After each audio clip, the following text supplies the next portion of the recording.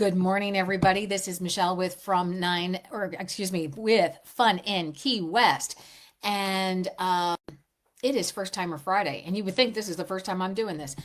I get asked a lot of times, what time is it in Key West?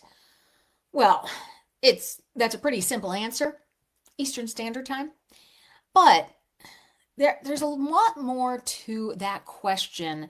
And I think the answer is a little bit more detailed. So let's dive into it. It's Key West time is more than just a clock. Obviously, we talk about how cool it is to be on Key West time and you're living on island time and there's no clocks and you can put away your watch and all of that.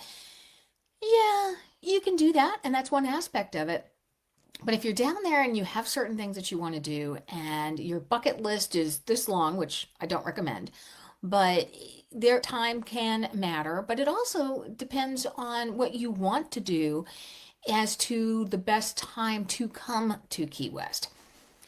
So let's dive into that. Key West time is just more than a clock. Number one, what is the current time in Key West? Well, Key West sits on Eastern Standard Time. Does it observe daylight savings time?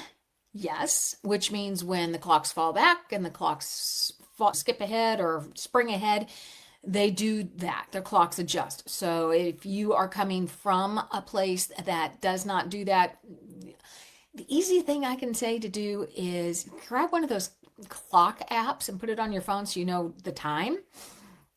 So Key West, keep in mind, is the same time zone and the same time as New York. So as we start to merge out of the darker winter days, you realize how important the daylight hours really do matter in Key West when you're trying to take advantages and do as much as you possibly can do.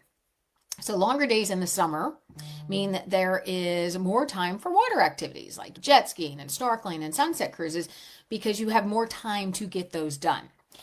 In the winter, obviously the days are shorter and you have earlier sunsets. Dinner plans may shift earlier as sunset cruises are going to be earlier.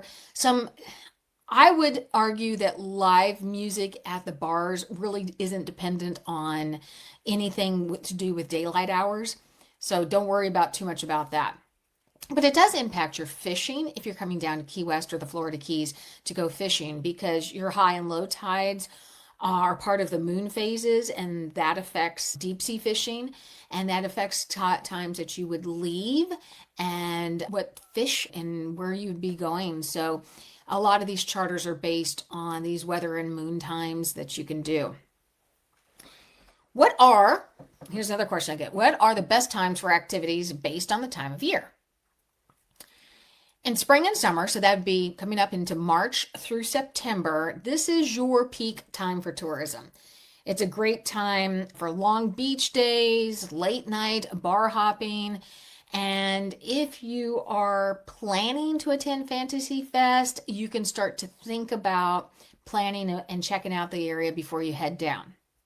But Fantasy Fest obviously doesn't occur until October. Sunset cruises in this time frame are around 8 o'clock because of when sunset occurs. And so you'd have plenty of time all day to enjoy all those other activities.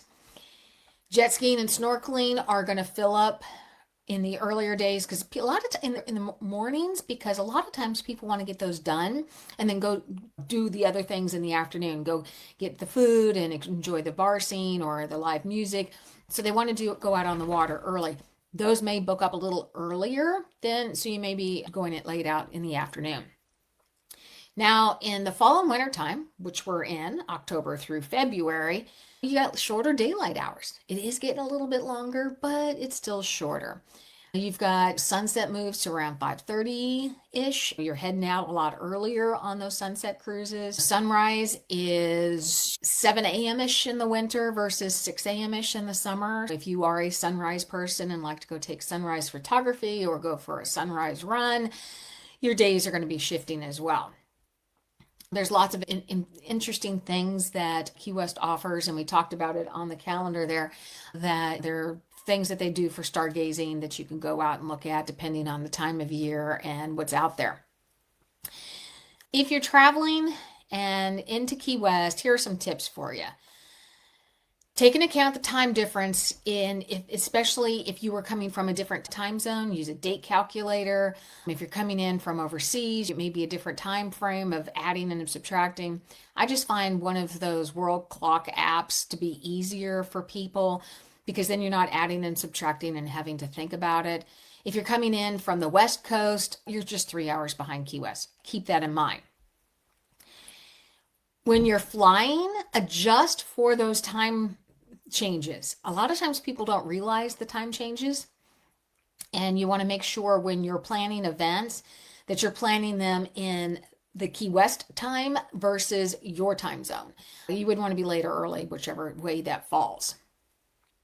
Check out our monthly calendar of events for things that are happening. As I've said, there's probably a festival every single month. And there's lots of cool things that you can do every month that are unique to that month. But you have Fantasy Fest in October. You have live music just about, well, not just about, you have live music every day.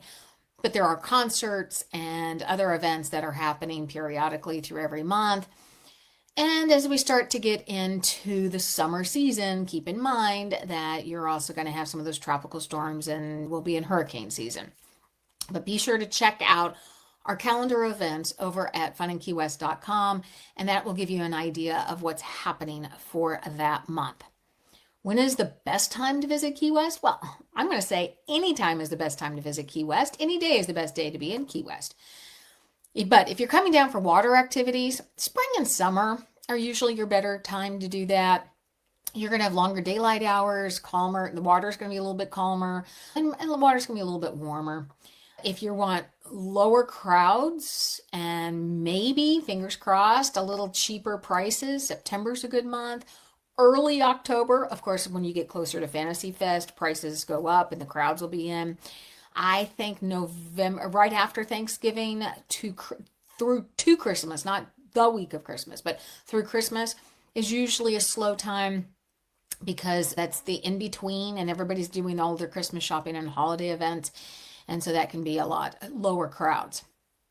And if you are definitely wanting to come in for one of the big festivals, such as Fantasy Fest, you probably want to book as early as you possibly can to make sure you have a room and a place and that you've got your activities locked in. As you can see, time in Key West is more than just looking at a clock. It's about planning that perfect experience. What you need to do if you are a first timer is head over to FunInKeyWest.com. Check out all of our information. We have tips on where to stay, where to eat, where to drink, and lots of activities and suggestions on what to do. We work with amazing travel partners, and you can book your tours straight from our site. Same price. It just gives us a little bit of the support at no extra cost to you. But sign up for our happy hour list that gets you on our newsletter and get you in the know of what's happening at Fun in Key West as well as what's happening in Key West. I am Michele with Fun in Key West, and I hope this First Timer Friday gave you an idea that it's more than just the clock in Key West. It's about that perfect experience for you and what you want to do. Enjoy your Friday, enjoy your weekend, and we'll talk to you later.